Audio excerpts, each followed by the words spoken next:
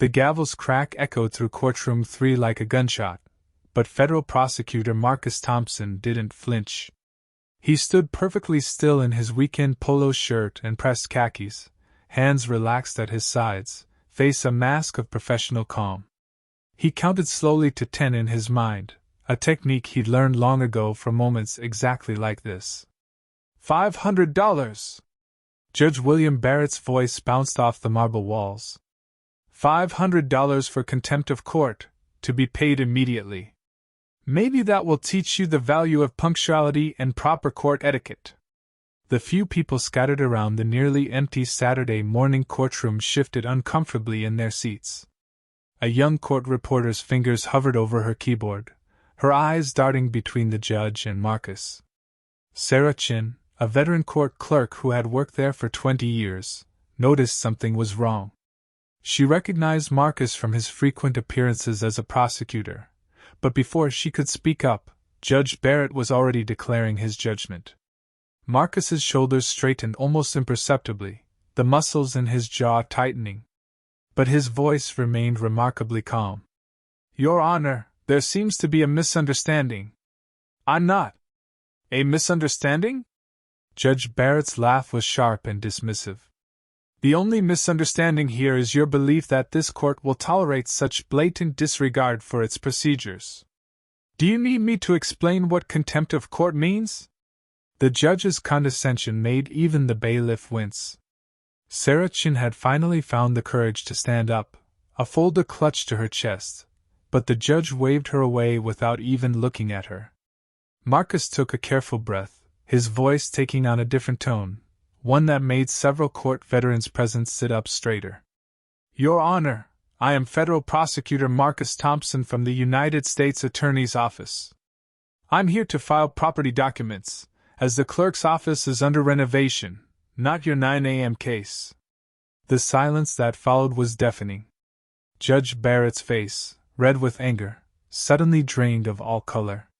His gavel, which he had been about to bring down again, froze midair. The morning sun streamed through the high courthouse windows, casting long shadows across the courtroom floor. What had begun as a routine Saturday morning was about to expose decades of systemic bias in the justice system, and change the lives of everyone present. Marcus Thompson's Saturday had started like any other. He'd woken at his usual 5:30 a.m., decades of prosecutorial discipline making it impossible to sleep even on weekends. Standing in his kitchen, brewing the same dark roast coffee he'd favored since law school, he watched dawn paint the Atlanta skyline in shades of pink and gold through his apartment's east-facing windows. His wife Sarah, still adapting to an empty nest since their daughter Zoe left for Howard University last fall, padded into the kitchen in her weekend loungewear. You're not seriously going to the office today? She asked, stealing a sip from his coffee mug. It's Saturday, Marcus. Even justice needs a day off sometimes. Marcus smiled, the kind of smile that had charmed juries and disarmed hostile witnesses for the past 15 years. Just a quick stop at the courthouse to file some property documents. The clerk's office is under renovation, so they're handling administrative matters in Courtroom 3 today. He adjusted his casual polo shirt, a concession to the weekend that felt almost rebellious after years of formal suits. Then I'm all yours. Promise. Sarah raised an eyebrow, unconvinced. She'd heard similar promises throughout their 23 years of marriage, ever since they'd met at Howard Law. Back then, Marcus had been a passionate student activist, determined to change the system from within. Now, at 48, he was one of the most respected federal prosecutors in Atlanta, with a reputation for unwavering integrity and meticulous attention to detail. Don't forget, she reminded him. Zoe's calling at noon. She wants to tell us about her internship applications. Their daughter, a sophomore pre-law student, was following in her parents' footsteps, though she leaned more towards civil rights law than prosecution. Marcus checked his watch, a vintage Omega, a gift from his late father when he passed the bar. Plenty of time to file the documents and be back for the call. On his drive to the courthouse, Marcus reflected on the week behind him. 3 successful prosecutions, 2 plea deals that would help take down a larger corruption network, and a mentoring session with the new batch of junior prosecutors. He'd spent extra time with Deshaun Williams, a promising young black attorney who reminded Marcus of himself 20 years ago, brilliant, driven, and already learning to navigate the subtle prejudices that lingered in the justice system like ghosts in an old house. The courthouse parking lot was nearly empty when Marcus pulled in, his modest Honda Civic a stark contrast to the luxury vehicles that usually filled the reserved spaces during the week. He'd never seen the point of flashy cars, preferring to let his work speak for itself. Besides, the Civic had been reliable through countless late nights and early mornings, just like its owner. Officer Pete Collins, manning the security checkpoint, did a double-take as Marcus approached. The guard's hand rested a little too eagerly on his belt as Marcus passed through the metal detector. "Arms out, sir," Collins commanded, despite the detector remaining silent. Marcus complied without complaint, having experienced such random checks before. He maintained his composure as they waved the handheld detector across his body for the second time. "Purpose of your visit?" the guard questioned, holding Marcus's driver's license longer than necessary. "Filing property documents at the clerk's office," Marcus replied calmly, noting how the guard's eyes darted between his face and the ID photo as if searching for inconsistencies. As he walked through the quiet weekend hallways, his footsteps echoing against the marble floors, Marcus thought about the conversation he'd had with Zoe last week. She'd asked him how he stayed so patient in the face of constant microaggressions. "Sometimes," he'd told her, "the most powerful response is to simply be excellent. To be so good at what you do that they can't ignore or dismiss you. But when the moment comes to speak up, and it will come, you have to be ready to use your voice." Marcus couldn't have known it then, but that moment was about to arrive in Courtroom 3.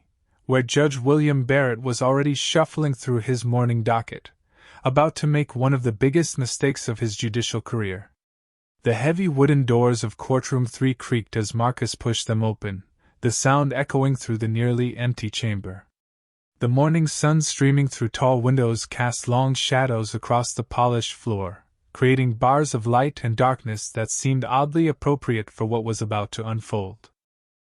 Judge William Barrett sat on the bench, his steel-gray hair and stern expression matching the rumors of his rigid demeanor.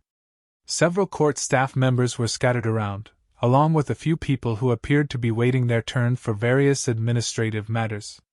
The judge's eyes narrowed as Marcus entered, his gaze immediately fixing on the casual polo shirt and khakis. Before Marcus could step back and verify he had the right room, Judge Barrett's sharp voice cut through the air.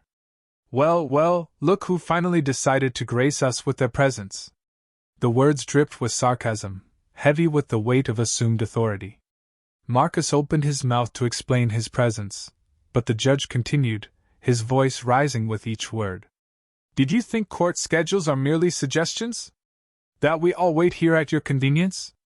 Confusion swept over Marcus as he realized the judge was addressing him as if he were an expected participant in the proceedings. The few people in the courtroom turned to stare, some with sympathy, others with curiosity. A young court reporter, Jessica Chen, whispered something to her colleague, both watching the scene unfold with wide eyes. "Your Honor," Marcus began, his voice measured and professional. "I apologize, but I'm—" "Silence!" Judge Barrett's gavel cracked against the sound block. "I've had enough of your disrespect. We've been waiting since 9 a.m. for case number 2347, and you stroll in here as if you're taking a casual walk in the park." Sarah Chen, the veteran court clerk, felt her stomach tighten as she recognized Marcus from his numerous appearances as a federal prosecutor. She had worked in this courthouse for 20 years and had seen Judge Barrett's prejudices in action before, but never quite so blatantly. Her hands trembled slightly as she reached for the morning's case list, knowing what she would find. "Case number 2347, public disturbance," the judge announced loudly, shuffling through papers he assumed were relevant. "Not only are you over an hour late, but you dare to appear in such casual attire." This is a court of law, not a shopping mall. Marcus took a careful breath, years of courtroom experience helping him maintain his composure. He could feel the familiar weight of his Justice Department credentials in his back pocket, but something made him wait. In 15 years as a prosecutor, he had seen too many moments like this. Moments where assumptions and prejudices played out in small ways that added up to systemic injustice. Your Honor, if I could just explain. Marcus tried again, his tone remaining respectful despite the growing tension in the room. You'll speak when I tell you to speak. Judge Barrett's voice bounced off the courtroom walls. The few people present shifted uncomfortably in their seats. Jessica Chen's fingers hovered over her keyboard, her eyes darting between the judge and Marcus, capturing every word of the exchange. Sarah Chen finally found her courage and stood up, a folder clutched to her chest. Your Honor, I believe there's been a... But Judge Barrett waved her away without even looking in her direction, his attention fixed solely on Marcus. I see this kind of disrespect far too often these days. The judge continued his tirade. People thinking they can just waltz in here on their schedule, dressed like they're going to a backyard barbecue. He picked up a document from his desk, clearly not even related to Marcus, and waved it in the air for emphasis. Marcus noticed how the morning sun caught the silver streaks in Judge Barrett's hair as he glared down from his elevated position. The physical elevation of the bench, designed to represent the authority of the law, now seemed to symbolize something else entirely, a power dynamic that had gone unchecked for far too long. $500, the judge announced, his gavel hovering threateningly. $500 for contempt of court, to be paid immediately. Maybe that will teach you the value of punctuality and proper court etiquette. The muscles in Marcus's jaw tightened almost imperceptibly, but his voice remained remarkably calm. Your Honor, there seems to be a misunderstanding. A misunderstanding? Judge Barrett's laugh was sharp and dismissive.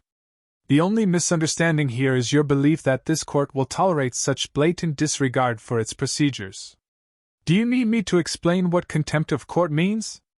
The condescension in the judge's voice made even the bailiff wince.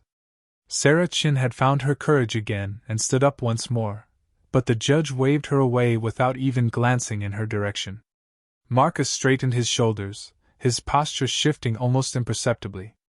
When he spoke again, his voice took on a different tone, one that made several court veterans present sit up straighter. It was the voice they had heard him use in major federal cases, the voice that had brought down corrupt officials and organized crime bosses. Your Honor, he began, each word clear and measured. I am Federal Prosecutor Marcus Thompson from the United States Attorney's Office. I'm here to file property documents, as the clerk's office is under renovation, not your 9 a.m. case. The silence that followed was deafening. Judge Barrett's face, which had been red with anger, suddenly drained of all color. His gavel, which he had been about to bring down again, froze mid-air. Sarah Chen quietly sank back into her chair, her hand covering her mouth, knowing she had just witnessed something that would have far-reaching consequences for the entire courthouse. You're...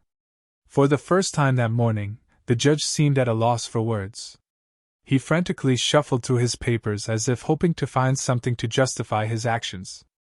If you check your records, Marcus continued, his voice remaining professional but now carrying an unmistakable weight, you'll find that your 9 a.m. case number 2347 already called to reschedule. That message should be on your desk somewhere. Sure enough, under the scattered papers on Judge Barrett's desk lay a bright pink message slip noting the rescheduling request. The judge stared at it, then back at Marcus, then at the message again. The other people in the courtroom had become still, watching the scene unfold like witnesses to a slow-motion car crash. The young court reporter had stopped typing entirely, her hands frozen over her keyboard. The morning sun continued to stream through the high courthouse windows, but the bars of light and shadow it cast across the courtroom floor now seemed to take on a different meaning, a visual representation of the justice system's stark dividing lines that were about to be redrawn. I apologize, Mr. Thompson, Judge Barrett finally managed to say, his voice having lost all its previous authority. There's indeed been a grave error. Yes, Your Honor, there has been. Marcus's response was simple but loaded with meaning. He reached into his back pocket and pulled out his Justice Department ID, holding it up not just for the judge to see, but for everyone present to witness. The gold badge caught the morning light, sending a sharp reflection across the courtroom. Judge Barrett cleared his throat, clearly struggling to regain his composure. The contempt charge is, of course, dismissed, and I want to extend my deepest. Thank you, Your Honor, Marcus interrupted calmly. But I think we should discuss this matter in your chambers. Unless you prefer to continue this conversation here in open court, with the recording running. The judge's face paled even further as he realized the full implications of what had just happened. He quickly nodded and rose from his bench, gesturing toward his chamber doors. As Marcus followed the judge toward his chambers, the courtroom remained silent, the tension so thick you could cut it with a knife. The heavy oak door of Judge Barrett's chambers closed behind them with a soft click. The judge's private office was impressive, with walls lined with leather-bound law books and framed certificates. A large window overlooked the courthouse garden, where fallen autumn leaves danced in the morning breeze. Judge Barrett hurried behind his desk, pulling out his chair like a shield between himself and Marcus. Mr. Thompson, I cannot begin to express my— Please sit down, Your Honor, Marcus interrupted quietly, taking one of the leather chairs facing the desk. His calm demeanor somehow made the situation even more intense. We have several things to discuss. The judge sank into his chair, his usual confidence completely gone. For the first time in his 15 years on the bench, he felt like he was the one on trial. A thin layer of sweat appeared on his forehead as Marcus placed his Justice Department credentials on the desk between them. Let's review what just happened out there, Marcus began, his voice measured and clear. You saw a black man enter your courtroom in casual clothes. Without asking for his name or checking any documentation, you immediately assumed he was a defendant. Is that a fair assessment? Judge Barrett shifted uncomfortably. Mr. Thompson, I assure you race had nothing to do. Really? Marcus leaned forward slightly. So you regularly fine white attorneys $500 without checking their identity first? The silence that followed was heavy. Outside, they could hear the faint sounds of people walking in the hallway, completely unaware of the dramatic scene unfolding in the judge's chambers. I had a case file in front of me. Judge Barrett tried to explain, his voice weak. I was expecting a defendant for case number 2347. A case that was rescheduled, Marcus pointed out. Something you would have known if you had taken even a moment to check your messages or ask for my name. Instead, you made assumptions. Dangerous assumptions, Your Honor. Marcus reached into his briefcase and pulled out a thin folder.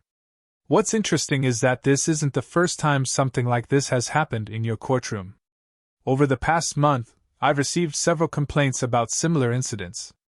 The judge's face, which had started to regain some color, went pale again. Complaints? Yes, Marcus continued, opening the folder.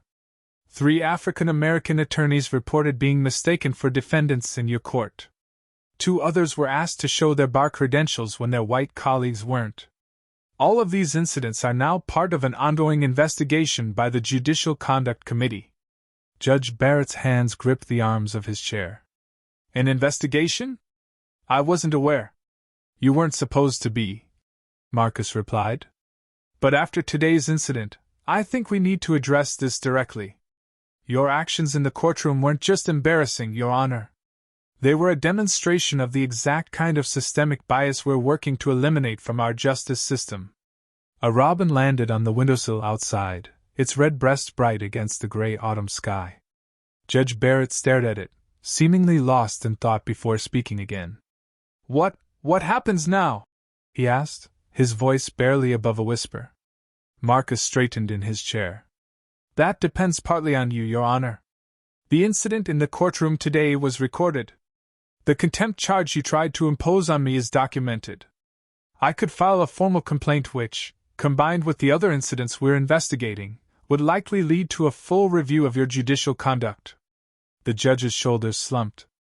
20 years of career achievements suddenly felt very fragile. However, Marcus continued. I'm more interested in creating meaningful change than pursuing punishment. I want to know what you're going to do to address these biases in your courtroom. Judge Barrett looked up, surprise evident on his face. You're giving me a chance to fix this? I'm giving you a chance to be part of the solution, Marcus corrected him. But that starts with acknowledging the problem. Those people out there in your courtroom, they deserve better. Every person who walks through those doors deserves to be treated with respect and dignity, regardless of how they look or what they're wearing. The judge nodded slowly, realization dawning on his face. This wasn't just about one mistake on a Saturday morning. This was about a pattern of behavior that needed to change. What do you suggest? Judge Barrett asked, finally ready to listen. Marcus reached into his briefcase again, pulling out another document. I have some ideas, but first, I want to hear your thoughts on what happened today. Real change starts with honest self-reflection, Your Honor. Before the judge could respond, a knock on the chamber door interrupted them. Chen entered, carrying a thick folder, her hands still trembling slightly. I'm sorry to interrupt, Your Honor, Mr. Thompson, but I think you need to see this. She placed the folder on the judge's desk, opening it to reveal a meticulously maintained log. For the past 3 years, I've been documenting incidents. Cases where I noticed patterns of differential treatment. Her voice grew stronger as she spoke. It's all here, dates, times, specific examples. I've been afraid to come forward, but after what I witnessed today... Marcus leaned forward, examining the pages. The documentation was comprehensive. Dozens of cases where minorities had received harsher sentences, higher bail amounts, or faced more skepticism than their white counterparts. Sarah had recorded it all, building a damning statistical pattern that couldn't be dismissed as isolated incidents. Judge Barrett's face grew ashen as he scanned the pages. This can't be accurate. I've always prided myself on being fair, on following the law. The numbers don't lie, Your Honor, Marcus said quietly. Last month alone, you set bail 40% higher on average for minority defendants in similar cases. You questioned the credentials of every minority attorney who appeared in your court for the first time, while white attorneys were presumed to belong. Sarah cleared her throat. There's more, sir. Other staff members have records too. We've all seen it, but we were afraid to speak up.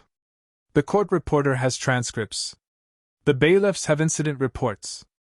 Even the security guards at the entrance have noticed a pattern of random searches. The weight of this revelation settled over the chamber like a heavy cloud. Judge Barrett slumped in his chair, the carefully constructed image of his judicial impartiality crumbling before his eyes. 20 years on the bench, he whispered, more to himself than to the others. How did I not see it? Sometimes the hardest patterns to see are our own, Marcus replied. He pulled out his phone, showing an email that had just arrived. The Judicial Conduct Committee is already receiving calls about this morning's incident. By Monday, this will be a formal investigation. The judge's hands trembled as he reached for his reading glasses. My career is at a crossroads, Marcus finished. But this isn't just about you anymore, Your Honor. This is about a system that has allowed these biases to go unchecked for too long. The question is, are you willing to be part of the solution? Chen stepped forward, her voice firm despite her obvious nervousness. Other clerks in other courtrooms have similar records, Mr. Thompson. Judge Barrett isn't the only one, he's just the first to be confronted with it so directly. Marcus nodded, understanding the full implications of what was unfolding. This wasn't just about one judge's bias anymore. It was about exposing a systemic problem that ran through the entire courthouse, perhaps the entire justice system. Here's what happens next, Marcus said, his prosecutor's training evident in his clear, methodical approach. The Judicial Conduct Committee will launch a full investigation. They'll review cases, interview staff, and analyze patterns. But you have a choice, Your Honor. You can fight it, deny it, try to protect the status quo, or you can take this opportunity to lead by example. To show that change is possible when we dare to confront our own biases. Judge Barrett looked out his chamber window at the courthouse garden below, where people walked about their business, unaware that the ground was shifting beneath their feet. Everything he'd built, his reputation, his legacy, it all looked different now, viewed through the lens of Sarah's documentation and Marcus's revelation. What would leading by example look like? He asked finally, his voice barely above a whisper. Marcus leaned forward, his expression intense. It starts with acknowledging the truth, publicly. Then we work together, judges, prosecutors, court staff, to implement real reforms. Training programs, oversight mechanisms, anonymous reporting systems. We make this courthouse a model for addressing systemic bias openly and honestly. The judge turned back from the window, his decision visible in his eyes. When do we begin? Investigation and exposure. By Monday morning, news of the Saturday incident had spread through the courthouse like wildfire. The story grew with each retelling: how Federal Prosecutor Marcus Thompson had been mistaken for a defendant, how Judge Barrett had tried to find him, and how the whole scene had unfolded in front of witnesses. Linda Martinez, a veteran court reporter with 25 years of experience, sat in the courthouse cafeteria surrounded by a group of eager listeners. "I heard it from Sarah Chen herself," she said, stirring her coffee. "The judge didn't even let Mr. Thompson speak before trying to slap him with that fine. Can you imagine? One of our most respected federal prosecutors." At a corner table, 3 young law clerks huddled over their phones, reading news articles that had already begun appearing on local legal blogs. The headline, "Federal Prosecutor Faces Discrimination in Local Court," glowed on their screens. Meanwhile, in the U.S. Attorney's office on the 5th floor, Marcus sat in his office, his phone ringing nonstop. Janet Wong, his colleague of 5 years, knocked on his open door. "Marcus, you've got to see this," she said, walking in with her tablet. "The story's everywhere. The Black Lawyers Association just released a statement supporting you, and they're calling for a full investigation into judicial bias in the county courts." Marcus leaned back in his chair, looking at the family photo on his desk, him and his wife at their daughter's college graduation. "This was never about just me, Janet. This was about every person who walks into that courthouse and gets judged by their appearance rather than their character." His office phone rang again. This time it was the chief judge of the district court, requesting an immediate meeting. The situation had escalated far beyond a simple weekend incident. The Judicial Conduct Committee's conference room buzzed with tension on Thursday morning. 7 senior judges and legal experts sat around a massive oak table, their faces serious as they reviewed the growing stack of evidence before them. At the head of the table, Chief Judge Patricia Rodriguez adjusted her reading glasses, studying the detailed report in front of her. "Over the past 3 days," she announced to the room, "we've received 23 formal complaints about Judge Barrett's conduct. Each case has been carefully documented." She held up a thick folder. Mark Chen, the court's data analyst, stepped forward with his laptop. His presentation appeared on the large screen behind him, showing colorful graphs and charts. "Our initial analysis of Judge Barrett's last 3 years of cases shows some disturbing patterns," he explained, pointing to a bar graph. "Minority defendants received on average 40% higher fines and 35% longer sentences for similar offenses." Outside the courthouse, reporters gathered as more people came forward with their stories. Amanda Torres, a public defender, spoke to a local news crew about her experiences in Judge Barrett's courtroom. "It wasn't just the big things," she explained. "It was the small things too, the tone of voice, the assumptions made, the different levels of respect shown to different people based on their appearance." The investigation team worked late into the evening, their office lights glowing in the darkened courthouse. They knew their findings would affect not just Judge Barrett's future, but the future of the entire judicial system in their district. Sarah Chen sat before the committee, her voice steady as she presented her years of documented incidents. "It was a pattern," she explained. "Not just with Judge Barrett, but throughout the system. We all saw it, but until Mr. Thompson's incident, nobody felt empowered to speak up." Local news coverage expanded to national outlets. Legal blogs began examining similar patterns in other jurisdictions. Social media buzzed with hashtags calling for judicial reform. What had started as one incident in Courtroom 3 was becoming a catalyst for a broader conversation about bias in the justice system. Marcus's phone buzzed with a text from his daughter Zoe. "Dad, my civil rights law professor just used your case as an example in class today. You're trending on Twitter. #JusticeForAll, #Courtroom Bias." He smiled, remembering their conversation about staying calm in the face of discrimination. Sometimes the most powerful response wasn't just standing up for yourself, it was creating a moment that allowed others to stand up too. By week's end, the investigation had uncovered similar patterns in other courtrooms. The chief judge called for a comprehensive review of all judicial conduct in the district. Training programs were being developed, oversight committees formed, and anonymous reporting systems implemented. What had begun as a quiet Saturday morning had become a movement for change, spreading through the justice system like ripples in a pond, touching lives far beyond the walls of that single courthouse. Resolution and reform. 6 months had passed since that fateful Saturday morning.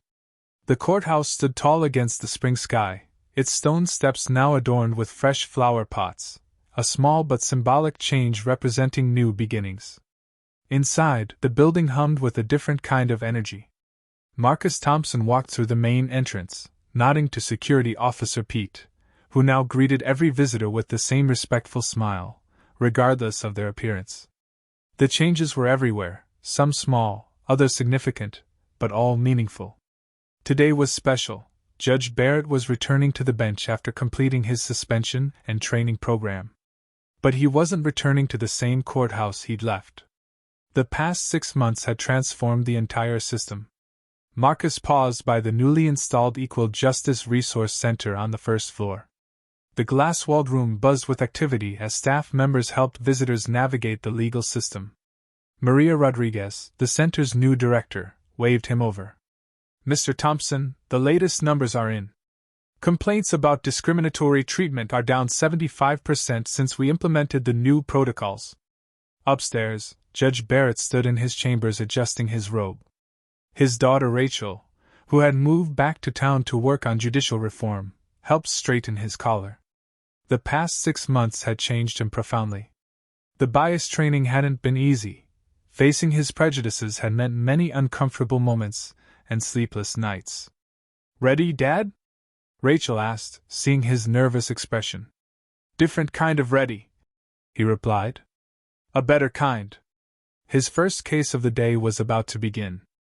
As he entered his courtroom, he noticed the small changes, the new signs displaying defendants' rights in multiple languages, the more diverse court staff, and the bias training certificates displayed prominently on the wall. The gallery was full. Many had come to watch this moment, including several attorneys who had previously filed complaints about discriminatory treatment. But they weren't here to criticize, they were here to witness change in action. Marcus sat in the back row next to Dr. Angela Williams, who had become the courthouse's permanent bias awareness consultant. They watched as Judge Barrett handled his first case, a property dispute between two small business owners. "Notice his language," Dr. Williams whispered to Marcus. "Neutral, respectful, focused on facts rather than assumptions." During the lunch break, the courthouse cafeteria hosted a special gathering. Chief Judge Rodriguez stood before the assembled staff, holding up a report. "6 months ago, we faced a crisis," she announced. "Today, we're becoming a model for other districts. Last week, 3 other courthouses requested our training materials." Judge Barrett took the podium next. His hands no longer shook when he spoke in public, he had learned to channel his nervousness into determination. "6 months ago, I was the problem," he began honestly. "Today, I'm part of the solution. But the real victory isn't my personal growth, it's the change I see in every corner of this building." He gestured to Marcus sitting quietly in the audience. "Mr. Thompson could have demanded my resignation. Instead, he showed all of us, that true justice includes the chance to learn and grow." The reforms had been comprehensive. Mandatory bias training for all court personnel. Anonymous reporting systems for discriminatory behavior. Regular review of judicial decisions for patterns of bias. Monthly community feedback sessions. a diverse oversight committee that included both legal professionals and community members. But perhaps most importantly, there was a new openness to acknowledging and addressing problems when they arose. The culture of silence had been replaced by a commitment to transparency and continuous improvement. Later that afternoon, Marcus walked through the courthouse one last time before heading home. He stopped by the wall where the motto, "Equal justice under law," still hung. Below it now was a new addition, "Justice sees with clear eyes and an open heart." His phone buzzed, a message from his daughter. "Dad, my law school professor used your case as an example today. Real change happens one person at a time." Outside, spring flowers bloomed in the courthouse garden where Judge Barrett had spent so many hours reflecting. A group of law students toured the new resource center, their faces bright with hope for the future they would help shape.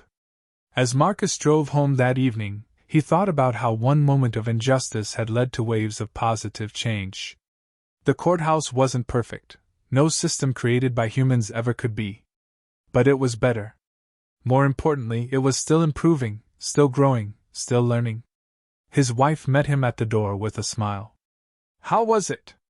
Marcus looked back at the setting sun, thinking of all that had changed in 6 months.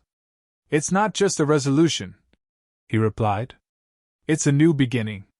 And in courtrooms and corridors throughout the building, that new beginning was already unfolding, one case, one person, one moment at a time. Have you ever witnessed someone being misjudged based on their appearance? As Marcus stood in that courtroom, how many others have faced similar prejudice in silence? Share your experience in the comments below. Sarah Chen kept detailed records of the bias she witnessed. What signs of systemic discrimination do you see in your community? What's stopping people from speaking up? Join the conversation below. The investigation revealed patterns of bias across multiple courtrooms. How can we identify and address similar patterns in our institutions? Share your ideas for creating positive change. Marcus Thompson's experience sparked a movement for change in his courthouse. Do you have a story about standing up against discrimination? Whether you're a legal professional, community member, or someone who's experienced bias firsthand, your voice matters. Share your story in the comments section below.